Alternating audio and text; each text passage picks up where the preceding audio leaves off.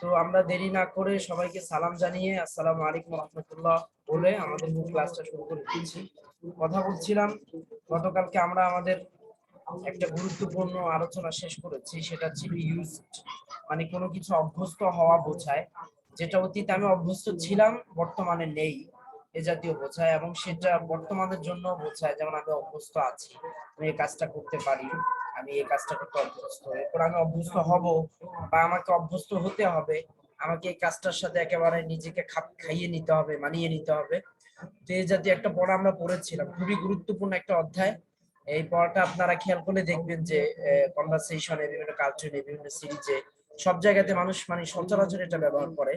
তো এই জন্য আর কি আমি ওই গুরুত্বপূর্ণ আলোচনাটা শেয়ার করেছিলাম, এবং সেটার একটা শিটও তৈরি করেছিলাম, শিটটা তৈরি করে আপনাদের কাছে শেয়ার করেছিলাম। আশা করি আপনারা পেয়ে থাকবেন, এবং এর সাথে সংশ্লিষ্ট কিছু ভিডিও আমি শেয়ার করেছিলাম। যদি ভিডিওগুলো দেখে থাকেন এবং বুঝে থাকেন তাহলে আলহামদুলিল্লাহ, আশা করি আর কোনো কিছু অস্পষ্ট থাকবে না। তা আজকে ঠিক ওরকমই আরেকটা আলোচনা নিয়ে আমি আপনাদের সামনে উপস্থিত হব ইনশাল্লাহ। তো সেই আলোচনাটাও খুব গুরুত্বপূর্ণ, সেই প্যাটার্নটাও খুব গুরুত্বপূর্ণ। ইংলিশে প্রচুর পরিমাণে ব্যবহার করা হয়, মানে কথায় কথায় আর কি সেটা এক ধরনের ব্যবহার করা হয়। তো সেই আলোচনাটা ইনশাল্লাহ আজকে আমি শেয়ার করবো আপনাদের সাথে। সবাই সাথেই থাকেন, লাইনেই থাকেন, আমি আমার স্ক্রিন শেয়ার করছি।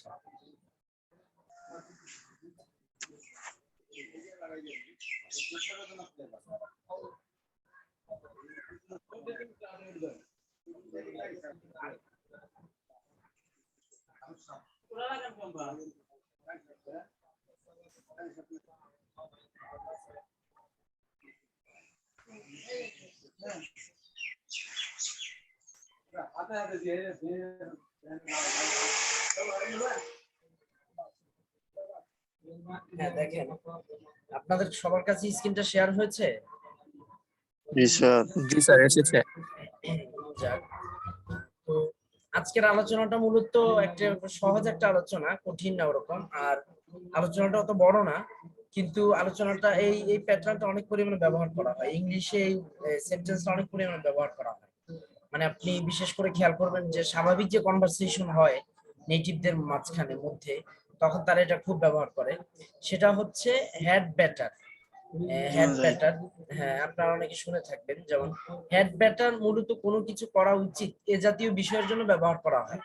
যেমন একটা উদাহরণ দিলে স্পষ্ট হবে, I had batter go now, আমার এখন যাওয়া উচিত, যেটাকে আমরা আরবিতে অনেক সময় ব্যবহার করি। আরবিতে যেমন একটা প্যাটার্ন আছে যে খয়রুল্লি আন আযহাব, আমার এখন যাওয়া উচিত, খয়রুল্লি আন লা আকুলা শাইআন, আমার কিছু না বলা উচিত। তো ইংলিশেও এই ব্যবহারটা প্রচুর পরিমাণে ব্যবহার করা হয়, এবং এটা খুব পরিমাণে সবাই বলে। তো এই ব্যবহারটা সহজে একটা ব্যবহার, জাস্ট আপনার দেখে নেন এটা। যেমন I had better go now, আমার এখন যাওয়া উচিত, কিন্তু ইংলিশে এটাকে সবসময় সংক্ষেপ করে ব্যবহার করা হয়। যেমন আই হ্যাড বেটার, এই যে হ্যাডটা, এই হ্যাডটার মূল হ্যাডটা কিন্তু ব্যবহার করা হয় না, জাস্ট একটা ডি ব্যবহার করা হয়।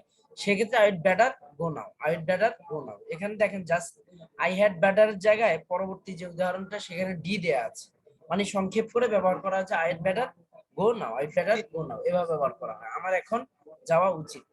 তো এটা আপনারা খেয়াল করবেন, বইতে বিভিন্ন কনভারসেশনে দেখবেন যে you'd better go now, you'd better close up your mouth, you'd better be shut up, you'd better be active, এ জাতীয়। এরপরে মোটিভেশন স্পিচে মানে এই বাক্যটা মূলত মানে অনেক পরিমাণে ব্যবহার করা হয় আর কি। তো এটা তো গেল আপনার অ্যাফার্মেটিভ ফর্ম। এখন আমরা নেগেটিভ ফর্মটা দেখব। নেগেটিভ ফর্মটা একেবারে সহজ, I would better not go, দুঃখিত, সবাই একটু লাইনে থাকেন, সমস্যা হচ্ছে।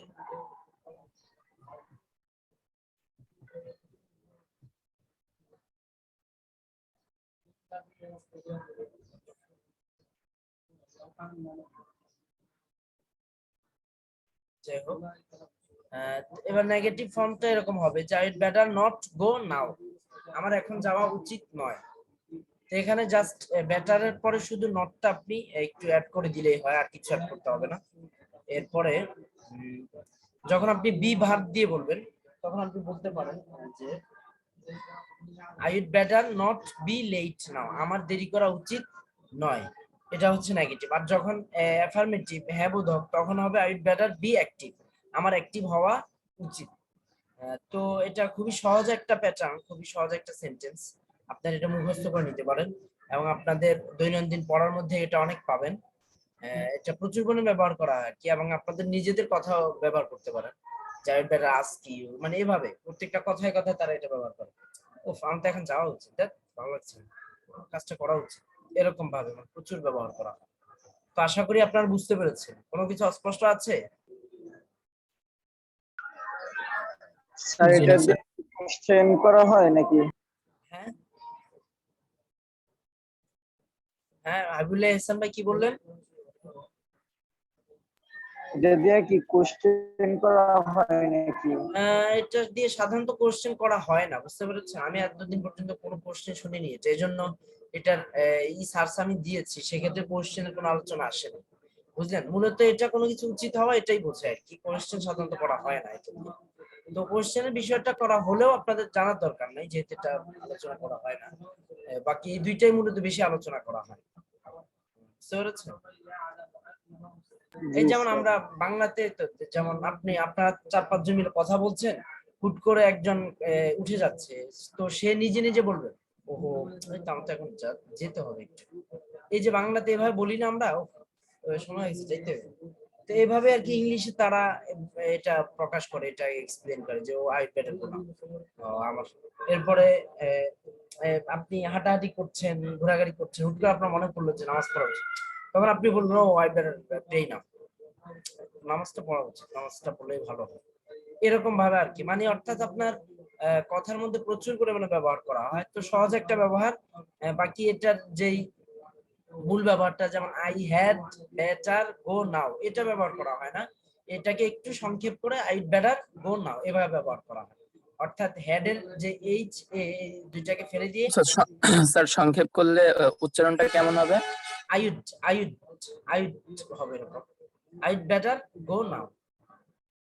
বুঝতে পারছি, উড আছে না, উডের একটু জি জি। সাউন্ড আসবে, বাকি ফুল না উড, মানে অর্থাৎ আই এর পরে কেমন জানি D sound, I'd better go now. মানে আপনি এটা অনেক জি পরিমাণে শুনলে দেখবেন যে স্পষ্ট হয়ে যাবে। তো আমি অনেকগুলো ভিডিও শেয়ার করবো ইনশাল্লাহ, ভিডিও শেয়ার করলে আপনাদের কাছে আরো স্পষ্ট হয়ে যাবে।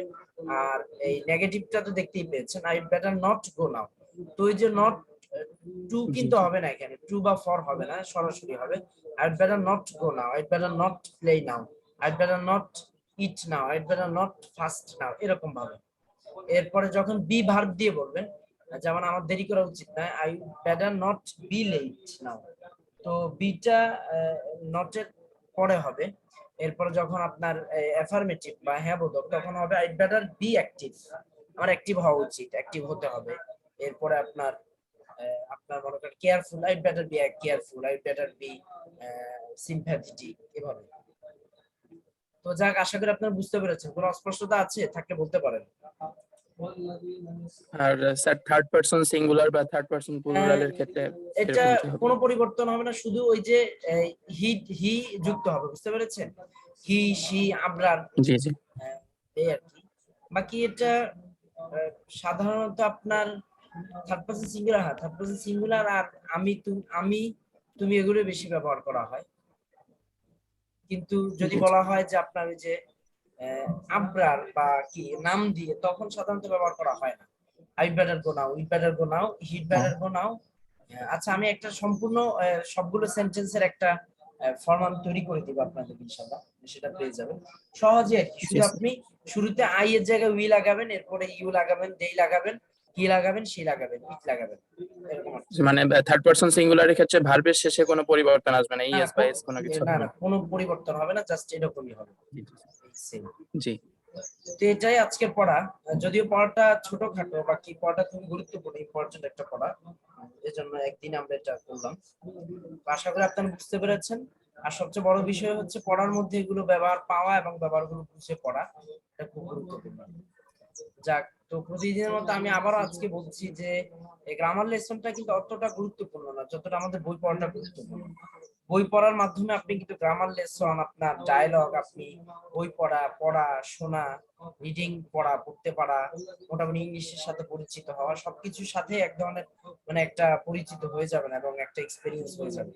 এজন্য এই জি গ্রামারের পিছনে পিছনে সময় দেন, ঠিক আছে, কোনো সমস্যা নেই, বাকি বই পড়ার পেছনে বেশি সময় দিবেন। আর অনেক সময় তো দেখা যায় সময় থাকে না, সময় না থাকলে আপনি একটু সময় বের করে নেন বই পড়ার জন্য। যেমন আপনার বাজারে যাচ্ছেন, এরপরে মসজিদে যাচ্ছেন, হেঁটে হেঁটে 5 মিনিট আছে, একটা হেডফোন নিয়ে নেন বা মোবাইলটাকে যে এরকম নিয়ে এভাবে শুনতে থাকেন, আপনি যে বইটা পড়ছেন সে বইটা শুনতে থাকেন এরকম ভাবে, এবং সময় বের করে নিতে পারেন। এখন নামাজ থেকে মসজিদ থেকে যাচ্ছেন, 5-6 মিনিট লাগে বাড়িতে যেতে, সেখানে পড়তে পারেন। এরপরে তারাবি পড়ানো শেষ, এখন একটু হাঁটতে বের হয়েছেন রাস্তায়, তখন আপনি হাঁটতে হাঁটতে ইংলিশ বইটা শুনেন। এভাবে দেখেন অনেক সময় কিন্তু আপনি কভার করতে পারেন। এরপরে সেহরি খাওয়া শেষ, এখন মানে খুব বোরিং লাগছে, আজান দিতে আরো প্রায় 5-7 মিনিট আছে, বা আজান দিতে এরপর নামাজ পড়তে যাবো, ওই 10-15 মিনিটের একটা সময়, তো এই সময়টা আমি বইটা শুনি, একটু ইংলিশ পড়ি। এভাবে আসলে আপনি উন্নতি করতে পারেন, সময়গুলোকে বের করে নিতে পারেন। যারা জিনিয়াস তারা কিন্তু এভাবেই সময়গুলোকে বের করে নেয়। এরপর আপনি আহ মানে কাউকে হেল্প করছেন, তখন আপনি জাস্ট কানে একটা ইয়ারফোন বা একটা ব্লুটুথ লাগিয়ে দিতে পারেন, শুনতে পারেন। কোথাও যাচ্ছেন, বাসে করে কোথাও যাচ্ছেন, আপনি একটা হেডফোন অথবা একটা আপনার ব্লুটুথ কানে লাগিয়ে এরপর আপনি যে বইটা আজকে পড়ছিলেন সেই বইটা পড়লেন। এরকম ভাবে আসলে আপনি যত পরিমাণে বেশি শুনবেন, দেখবেন যে ইংলিশটা তত পরিমাণ আপনার কাছে ইজি মনে হবে।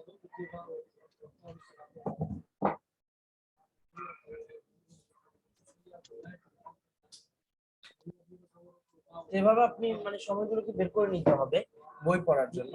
বই পড়াটা খুবই গুরুত্বপূর্ণ।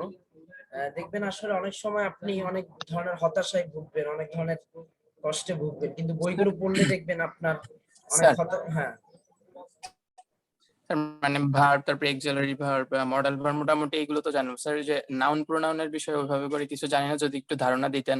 এখনো তো 4-5 দিন আছে, তাহলে একটু ভালো হতো। হ্যাঁ হ্যাঁ ঠিক ওই আছে। বিষয়টা তেমন কিছুই বুঝি না। হ্যাঁ, আমি আলোচনা করবো অবশ্যই, ঠিক আছে, মানে একটা একটা করে ইনশাল্লাহ আস্তে আস্তে জি স্যার। আলোচনা করবো। এই নাউন জি প্রোনাউন না, যাক ইনশাল্লাহ সেটা হয়তো জি। সামনের শনিবার ওই আলোচনা বিষয়টা করবো। তেমন কিছুই জানি না, বুঝি না। নাউন প্রোনাউনের আলোচনাটা সহজ। যেমন আপনার আরবিতে আপনার যেটাকে সহজে বুঝবেন, আমি বলে দিলে বুঝবেন।